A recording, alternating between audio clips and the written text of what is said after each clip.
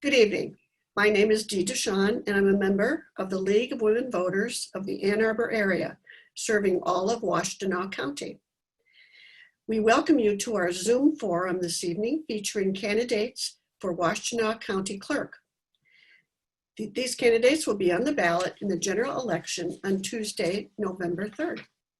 This year, the League of Women Voters is celebrating 100 years of expanding voter rights, educating voters, and shaping and influencing legislation at local, state, and national levels.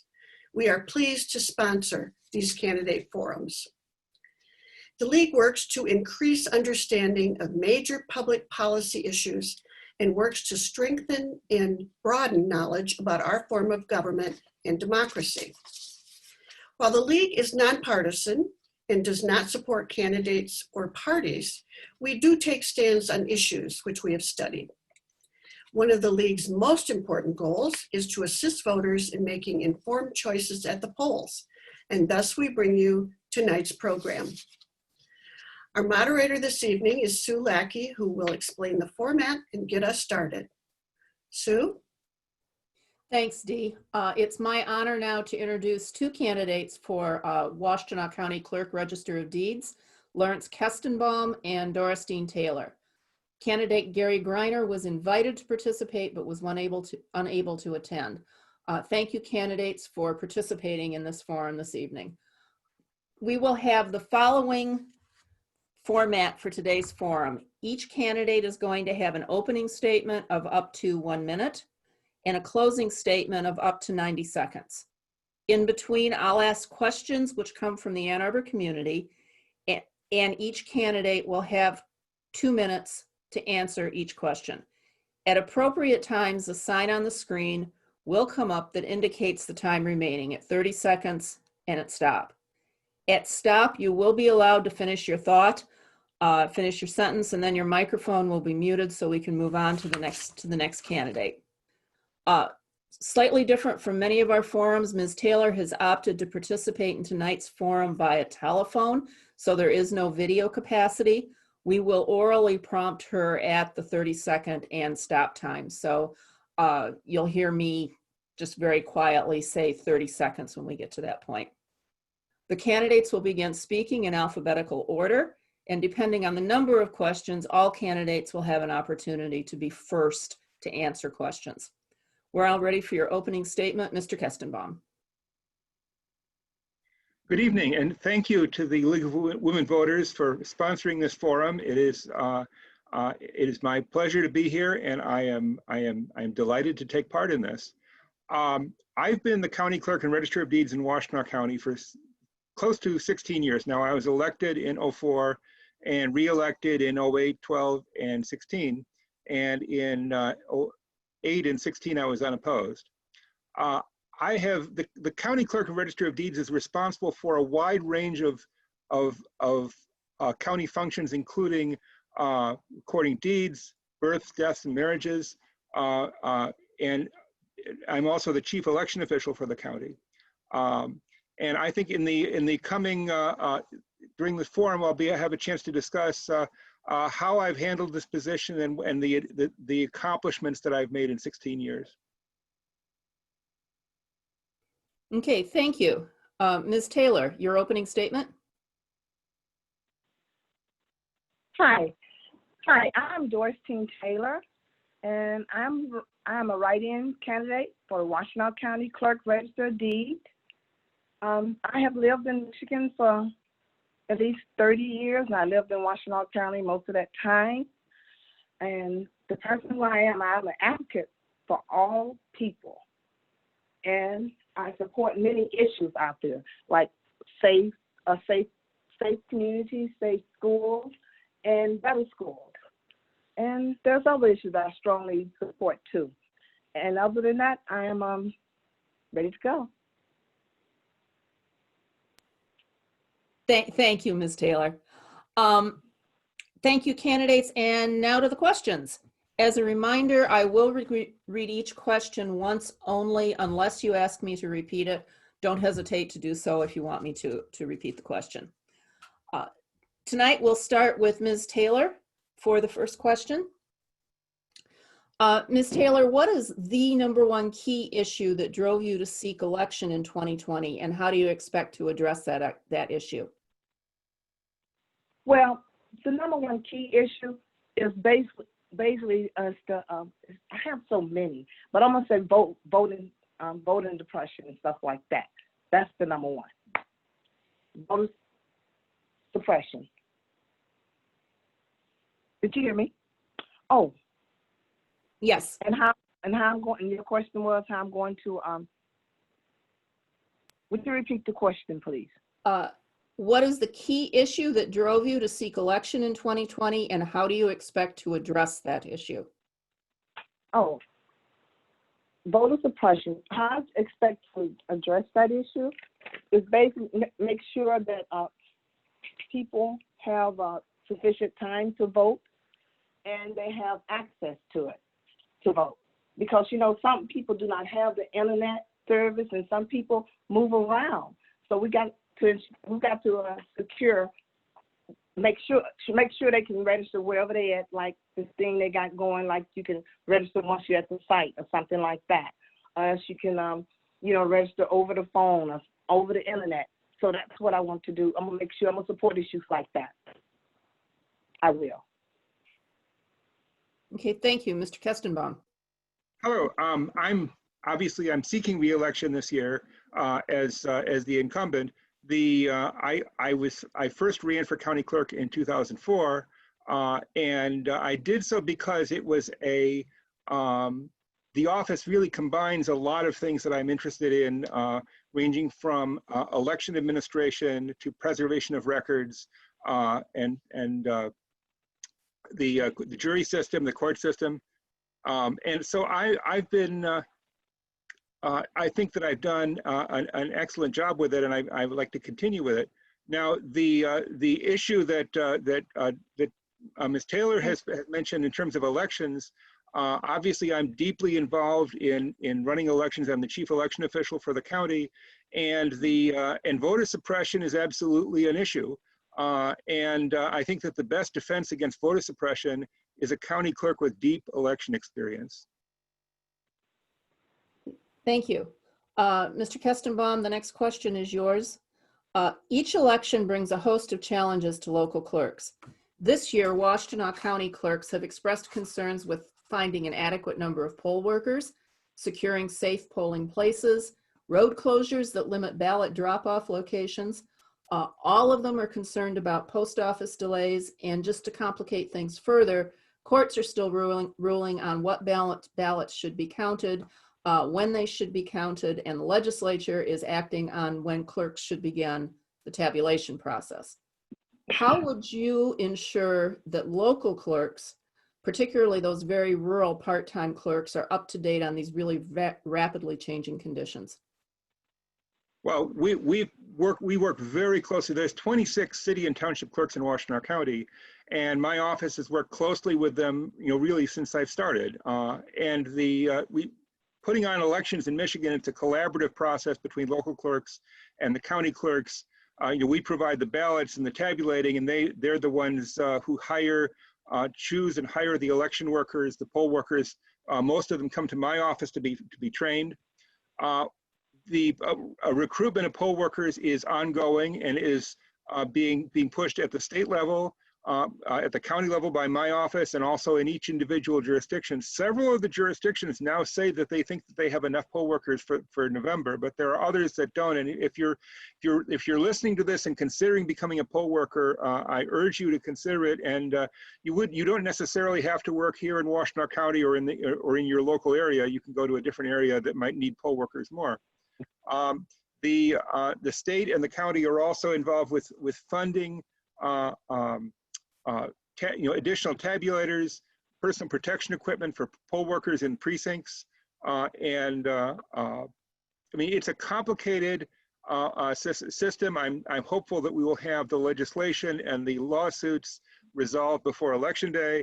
But it's always, with elections, things are always changing. And so and it's something it's part of the life of being an election official, and And we have an excellent set of city and township clerks in this county. I'm very proud of them. Okay, thank you. Ms. Taylor? Okay, could you repeat the question, please? Each election brings a host of challenges to local clerks. This year, Washtenaw County clerks have expressed concerns with finding an adequate number of poll workers, securing safe polling places, and road closures that limit access to ballot drop-off locations. All are concerned about post office delays, and just to complicate things further, courts are still ruling on what ballots should be counted and the legislature acting on when clerks should begin the tabulation process. How would you ensure that local clerks, particularly very part-time rural clerks, are up to date on these rapidly changing conditions? First of all, I would recruit people. You got to recruit the people, continuous process. And that is a year-round, not just at the election time. Because you know, you got to build your foundation and you want to establish that. And that's the way you can maintain and you can accomplish your goal.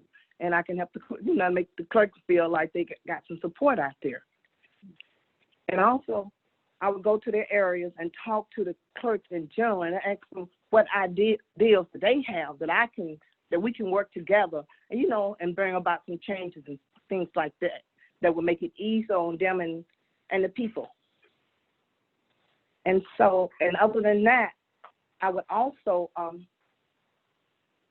make sure I do that, like, you know, not just put us around election time. I would do that like every 6 months, and we would have a meeting and we would talk about these issues, because this is a problem, because we have local election that's going on, not just the president and this big election like now. And so that's, you know, that's what I would do.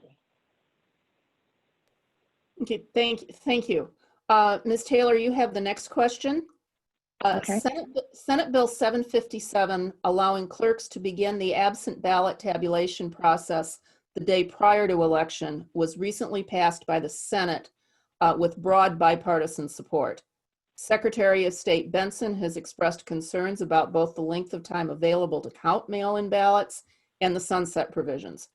Clerks have articulated a mixture of opinions on the legislation, but many seem to feel it does not go far enough. What is your position on this legislation? And if changes cannot be made in a timely manner, should the governor sign the legislation? Ms. Taylor. Well, I first that part go.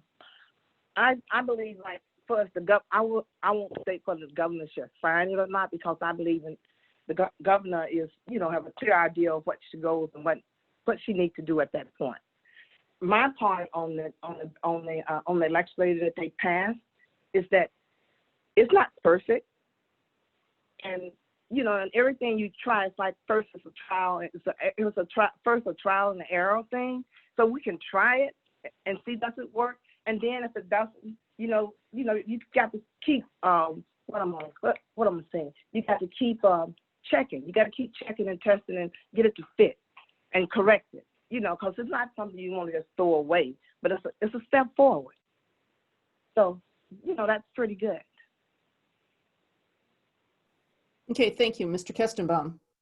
I definitely very much agree that the governor should sign the bill, and I do appreciate the efforts of former Secretary of State Ruth Johnson, who's now a member of the state Senate, in putting this forward and getting the Senate to adopt it. Frankly, we election officials had very low expectations that the legislature was going to provide any help to the situation. And I know that the bill only provides for starting the day before, but I think that in almost every jurisdiction, that is going to be plenty of time between the day before and then starting at 7 a.m. on election day. I think that this is going to be to make things a little bit easier. And I do appreciate the bipartisan support that this bill got, and I look forward to implementing it. There's really not time to go back and rewrite it or persuade people to come up with a different bill. I think we've got to move forward. Okay, thank you. Mr. Kestenbaum, the next question is for you. One of the clerk's functions is to serve as one of 5 statutory members of the Reapportionment Commission for the County Board of Commissioners districts. Although the Citizens Redistricting Commission did not directly address county apportionment, are there elements from that proposal that you would encourage your colleagues to consider as you determine the configuration of the County Board of Commission districts after the 2020 census? Redistricting has always been an interest of mine, going back many years since my childhood, even when there was I was reading about in a city in Northern Ireland that was gerrymandered in such a way that the one group was the majority, the other group had a majority of the city council seats, and I think it was, as a 12-year-old, I was thinking, how is that possible? And then I laid out a piece of newsprint with X's and O's and discovered that it wasn't just possible, it was easy. So with redistricting, I think that there's we always have to bear in mind, and I think that this oftentimes gets short shrift, is that the public has an interest not just in the districts that are created and what the partisan balance might be in a particular area, but in having districts that are simple and comprehensible enough for the people who are running in them, for the voters who are voting in them. I've taken part in redistricting processes a number of times in different roles. 10 years ago, I was on that 5-member commission to redraw the districts for the County Board of Commissioners. And I'm very proud to say we had a unanimous vote, and we had a set of districts which were very simple and straightforward and easy to understand. And I'm proud of that, of what we did then, and I'm hoping that we can do something similar this time. Thank you, Ms. Taylor. Well, I would have to research this issue to give a true assessment. It must be fair and not to the disadvantage of the people. But I will definitely research to make a determination. And on that, I can add just one thing that I know for sure is that when you do redistrict, I don't want to take, like, say for instance, you got 50,000 people. I don't want to bag 40,000 people in one area, and that just may count. Like, I'll say 40 redbirds over here, and then I got 10 bluebirds over here, and they got more power than these people. So it's like an equality thing. You got to keep it equal sometimes. You got to get a balance, and you got to work the numbers. And so I could work the numbers. Okay. Okay, thank you. Ms. Taylor, staying with reapportionment for a moment, state law allows the Apportionment Commission to establish a board that has a board of commissioners that has from 5 to 21 members. Could you share your thoughts on what you think the optimum size is for the Washtenaw County Board of Commissioners and why? Well, my side, since Washtenaw County have grown and it's getting, the number of people is gone. It's more people here. So that number to me, it should be, I think it should increase at least one, because right now it's not accommodating everybody. You want to count all, you want to be able to serve all the people and not have people working up under stress, because I believe, the less stressed people are, the better we're able to do our job and stuff. And so that's significant for me. Okay, thank you. Mr. Kestenbaum? Well, when we did this last time, we were dealing with the constraint that there's the general, the folklore or the political consensus of Washtenaw County is that Ann Arbor should have its districts and the rest of the county should have its districts. In other words, the Ann Arbor districts should be just Ann Arbor. And Ann Arbor's population is approximately very close to 1/3 of the county. And so that meant that in order to do that, we had to have a number of districts divisible by 3. And we looked at 12 and we looked at 9 and we ended up with 9. Looking at the populations of the different areas of the county as they have showed up in population estimates in the meantime, there has not been much of a shift. We could end up with districts very similar to the ones we have now. But the other side of this that is, and I expect that there's part of this commission is there's the Democratic chair and there's the Republican chair, so we have both parties represented. And right now we have 9 districts every one of them has elected a Democrat in the last election. Which means, I mean, there's a certain ideological narrowness to having a board with just one party, and which means that and the districts are not gerrymandered; they're really very straightforward. And what it means is that the most conservative 1/9 of the county is not conservative enough to elect a Republican. And so I expect that the Republican on the commission will be advocating for a larger number, with the idea that the more you have, the more likely you are to elect 1 or 2 Republicans. And I'm open to that. But again, it's the board as it exists is efficient with 9 members. And I did notice that when I was on the board, they had 15 members, and it was reduced from 15 to 11 at that time. And 5 people were basically put off the board, including myself. I didn't run for re-election. Okay. Thank you, Mr. Kestenbaum. Excuse me. Changing gears just a little bit, COVID-19 has forced governments to implement a lot of new procedures and bring in new technologies in order to continue to provide needed public services. What changes do you see remaining in a post-pandemic world? This is my question, right? Okay. I'm seeing, I think we are the shift toward voting absentee in Michigan, I think, is going to be permanent. I think that in the going forward, we're going to continue to have the majority of people vote by absentee ballot even after the pandemic is over. And I think that that's a good thing for the reasons that I think I mentioned, that the absentee voters have more of an opportunity to examine the candidates, to do their research, to watch forums like this one, and make their decisions even on on relatively obscure offices like county clerk, as opposed to having to do that all in one standing moment in the polling place. And so I think that going forward, that we have, I mean, we ask a lot of our voters in Michigan. If you live in Ann Arbor, you have a total of 97 different officials who are theoretically directly responsible to you, 97 different officials to vote on. And that's a huge job for, you just have the ballot in front of you, you're trying to figure out what to do with library board and school board and community college board and things like that. So voting absentee, I think, is helpful in basically helping people confront that vast edifice of political structure.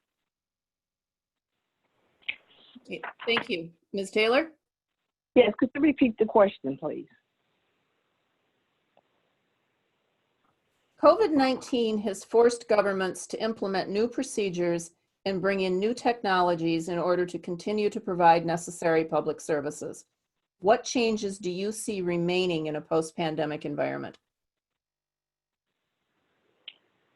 Oh, what changes do I see remaining? Correct. Right now, for me saying something remaining like that, because this this absentee voting thing, I think a lot of people like that. Some people like it. Then you got certain people that like to go to the poll, and don't like the paperwork thing. They just go to the poll and they done.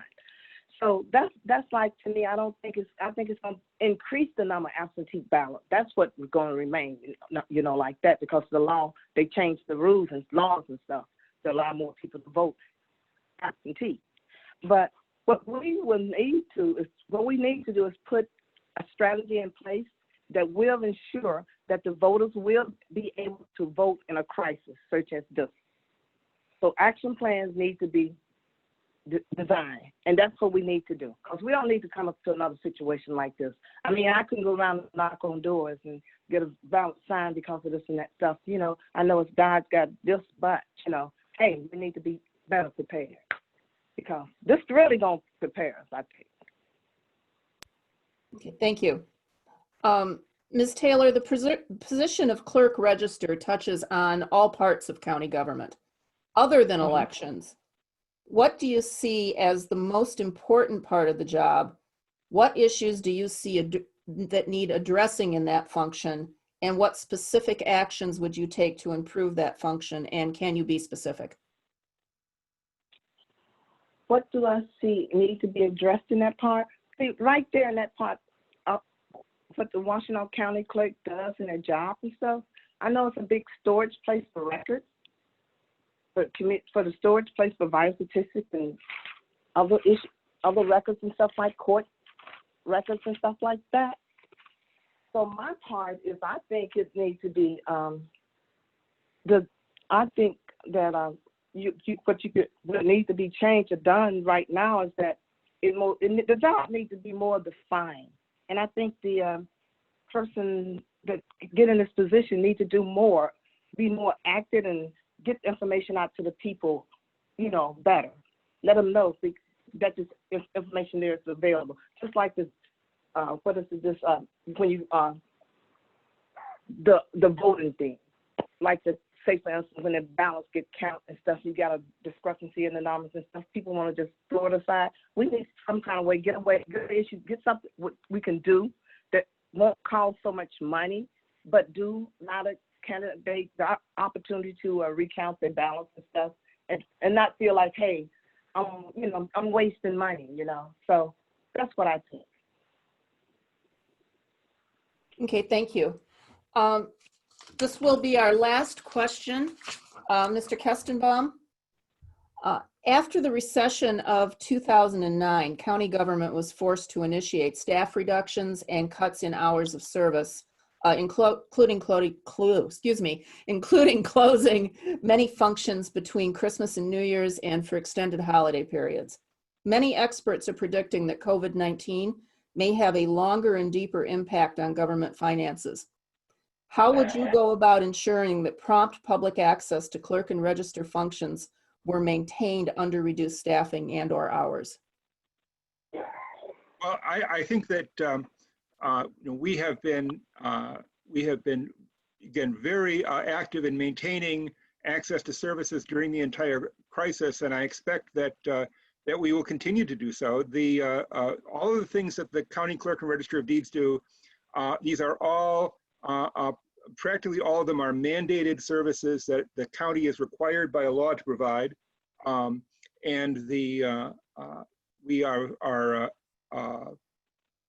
it's really very uncommon for a county clerk's office to be closed between Christmas and New Year's. That would there are again, we're dealing with all the deaths and births and marriages that happen during that time, and December is a very high frequency time for weddings to take place. I should say, in response to that last question that you didn't ask me, that the county clerk and the register of deeds are two separate positions which were combined in Washtenaw County back in the 1980s, and there are many different parts of the position. One of the things that is likely to be an issue ongoing is the question of having representative jury pools. In other words, to have juries in courts in Washtenaw County and in other counties basically have the jury selection be a jury of the person's peers, and there's been dissatisfaction with the unrepresentativeness of the jury system, of the juries that are selected. And I have been in Lansing. I have taken an active role in legislation to work on that problem, and I regret that there has been so little progress made on it in recent years. Okay, Mr. Kestenbaum, I do apologize for that, and I thank you for stepping back and answering that question. And now I believe that this recession 2009 question goes to Ms. Taylor. Would you like to have me read this again? Would you please? Thank you. After the recession of 2009, county government was forced to initiate staff reductions and cuts in hours of service, including closing many functions between Christmas and New Year's and for extended holiday periods. Many experts are predicting that COVID-19 may have a longer and deeper impact on government finances. How would you go about ensuring that prompt public access to clerk and register functions was maintained under reduced staffing and/or hours? Oh, I would work closely with the staff, reevaluate needs, and provide support, be an advocate in ensuring the customer's needs. Okay, thank you. We're now going to go to closing statements. And Mr. Kestenbaum, we will begin with you. Again, thank you all for sponsoring this forum. I do appreciate it very much. And I'm sure the voters who are watching this are also appreciative in this and all of the other League of Women Voters forums that are going on. And this is a valuable service. I've been county clerk, as I said, for 4 terms. I think that I've accomplished a lot. I have run the office in an efficient way. I have now only about half the staff I did when I started. We have basically, the county is growing, but we have met the county's needs with a leaner operation and more efficient operation. And I participated with the other county officials. County government is not structured for efficiency, and it only works as well as it does because of the people who are in those positions, who are in the leadership of the county, and the county has a top-notch AAA bond rating, which reflects very good financial management, as well as, frankly, the affluence of the area, and that we have the resources in this area. Again, I want to remind you all that we do face a lot of issues in elections with voter suppression, and that, as I keep saying, the best defense against that is to have a county clerk with deep election experience. Thank you. Okay, thank you, Mr. Kestenbaum. Ms. Taylor, your closing statement. Okay, first of all, I want to say thank to you all for allowing us this time to express our opinions on things. But what I would do is, like, as the Washington County Clerk, I would bring integrity, dedication to ensure that your needs are met. I would utilize the county clerk position to bring about long overdue changes. Some of those bylaws need to be changed. And I'm a true advocate for the residents of Washington County. And I will appreciate people vote. That's it. Okay, thank you.